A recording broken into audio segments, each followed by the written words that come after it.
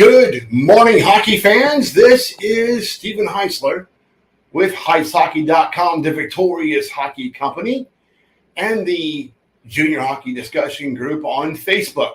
You are watching the Junior Hockey Morning Show.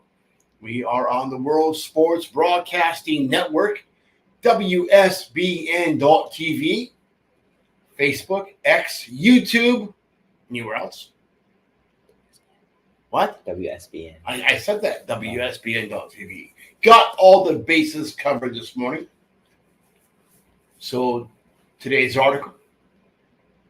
Get what you pay to play for. Yeah, this won't be very popular again today. But I'm kind of famous for that. Not always going to say things that are politically correct. Might rub a few people the wrong way, and that's okay. That's going to happen on occasion. But above all, I'm a player's guy. I've always been more of a player's advocate for the game than anything else. So coaches too, help those guys pick the right guys that are in the network to work with, and that's who we pick. We usually find coaches that are doing things the right way, regardless of the consequences. I like that. So, do you want to make a room full of coaches really nervous? I do this all the time. One way to really get their cackles up, raise the hair on the back of their necks, is the idea of making pay-to-play player agreements based on guaranteed playing time for both skaters and goalies. Yes, they don't want to talk about this. Contracts will actually say there is no guarantee of playing time. But this is a new day, a new time in our game. There are junior teams across the continent under various levels of play and various governing bodies or no governing bodies at all. There's never been a time in our game's history when a player has more options. So, USA Hockey, Hockey Canada, non-sanctioned, it doesn't matter. There's more options now than any other time in history. So, it's a player's market. Well, let's say this. It's a skater's market.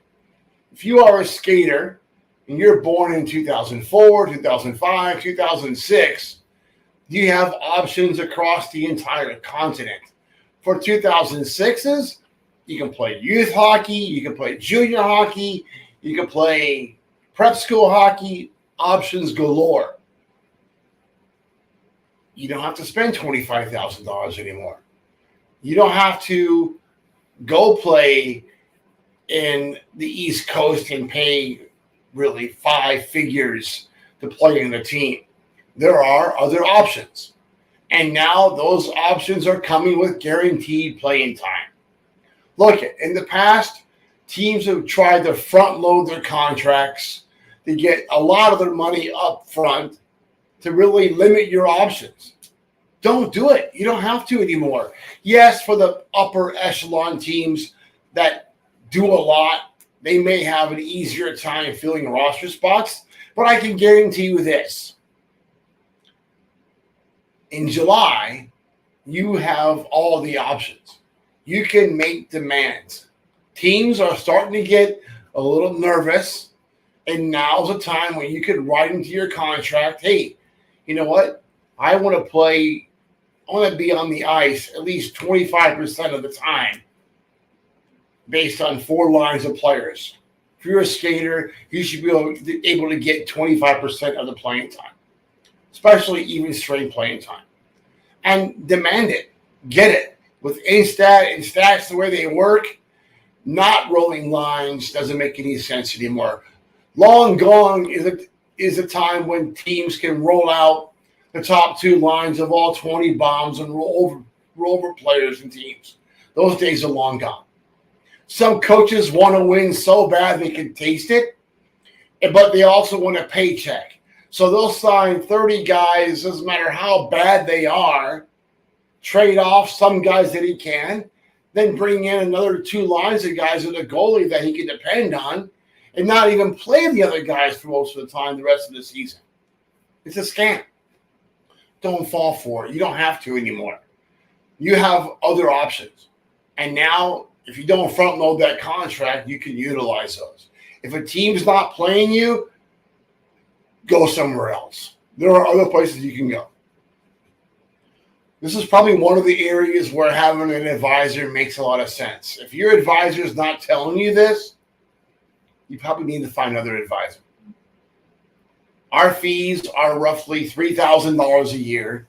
In almost every case, for the pay-to-play skater, we are able to save our families way more than the $3,000 annual fee. So you basically get an advisor for nothing. So why go at it alone? You shouldn't. You're actually wasting money. You have maybe a month and a half more of free time on your hands. Get busy. Other kids are. If you plan on moving up the ladder of development, don't be sitting around playing golf and drinking beer. You better be after it. You better be able to hit the camps and training camps with everything that you have. A lot of kids are noticing they've been in North American Hockey League camps or NCDC camps, and they did not get invitations to training camp. I wonder why. You better be working on your craft. You better be working on endurance. You better be working on being able to skate 45 seconds all out the whole time. Don't glide in and out of the zones. Hustle on and off the bench. If you're not able to do that right now, you better be by August 15th. That's it. Wrapping it up early today. You enjoy your morning coffee and have a great day in hockey.